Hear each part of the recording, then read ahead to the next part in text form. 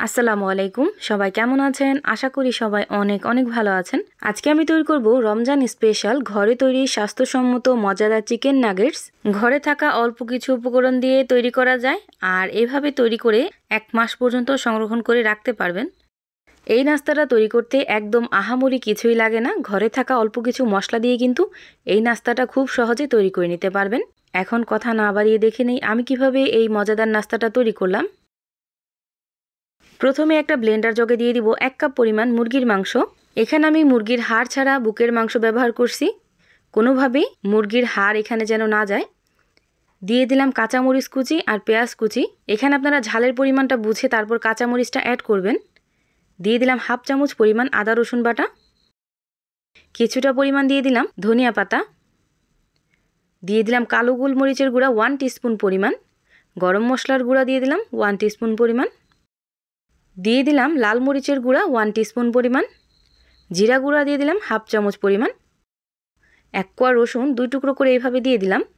দিয়ে দিলাম 2 চামচ পরিমাণ রান্নার সাদা তেল। দিয়ে দিব 3 পিস পাউরুটি টুকরো করে। আপনারা চাইলে পাউরুটিটাকে ভিজিয়ে তারপর ব্যবহার করতে পারেন। দিয়ে দিলাম 1/2 চামচ পরিমাণ লবণ। এখন ঢাকনা লাগিয়ে খুব ভালোভাবে ব্লেন্ড করে নেব। আর এই তো দেখতেই পাচ্ছেন খুব ভালোভাবে আমি মিহি পেস্ট করে নিছি। কোনোভাবেই এই ব্যাটারটা যেন একেবারে পাতলা হয়ে না যায়। এদিকে একটা প্লেটে আমি সামান্য পরিমাণ তেল মেখে নিলাম। আর এখন ব্লেন্ড করে রাখা সেই মিশ্রণটা এখানে দিয়ে দিব। এখন এই মিশ্রণটা আমি একটা স্প্যাচুলার সাহায্যে খুব ভালোভাবে চারকোনা শেপ করে সমান করে নেব।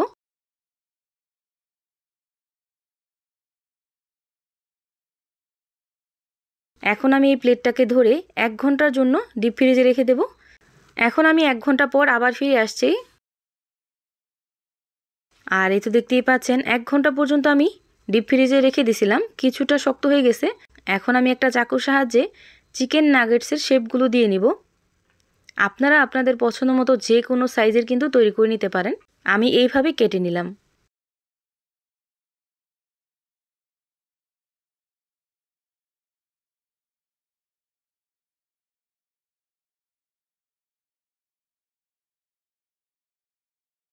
এখন আমি এগুলো ব্রেড গ্রামে গড়িয়ে নিব।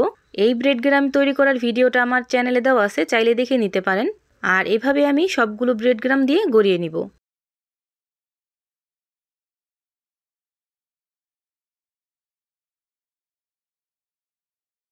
এই অবস্থায় চাইলে আপনারা ডিপ ফ্রিজে কিন্তু সংরক্ষণ করে রেখে দিতে পারবেন। এজন্য প্লেটটাকে ধরে ডাইরেক্ট ডিপ ফ্রিজে রেখে দেবেন। কিছুটা শক্ত হলে শুকনো একটা কন্টেনারে ভরে রেখে দেবেন। এতে করে কিন্তু মাস জুড়ে সংরক্ষণ করে রেখে দিতে পারবেন। যখন আপনার প্রয়োজন হবে তখন ভেজে খেতে পারবেন। এখন আমি এগুলো ভেজে দেখাচ্ছি। আর এই চিকেন নাগেটসগুলো ভাজার সময় অবশ্যই চুলার হিটটা মিডিয়াম টু লো হিটে রেখে মিডিয়াম আঁচে এই চিকেন নাগেটসগুলো ভেজে নেবেন। এতে করে কিন্তু উপর থেকে ক্রিস্পি হবে আর ভিতরে হবে একদম সফট। এখন আমি গোল্ডেন ব্রাউন কালার করে ভেজে নেব।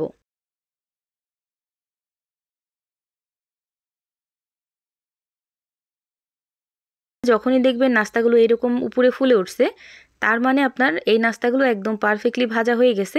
এখন আমি এই নাস্তাগুলো উঠিয়ে নিব। এভাবে অল্প খরচে পরিবারের সবার জন্য মুখরোচক এই নাস্তাগুলো কিন্তু তৈরি করে নিতে পারবেন।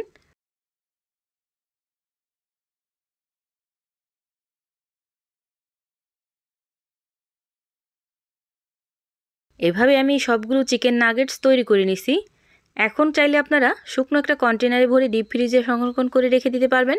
যখন আপনার প্রয়োজন তখন মাইক্রো ওভেনে গরম করে বা ফ্রাই প্যানে দিয়ে গরম করেও কিন্তু খেতে পারবেন।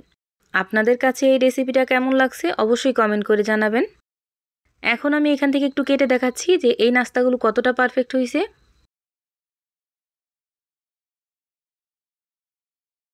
আমার এই ভিডিওটা ভালো লাগলে লাইক, কমেন্ট অ্যান্ড শেয়ার করতে ভুলবেন না। সবাই ভালো থাকবেন, সুস্থ থাকবেন। আল্লাহ হাফেজ।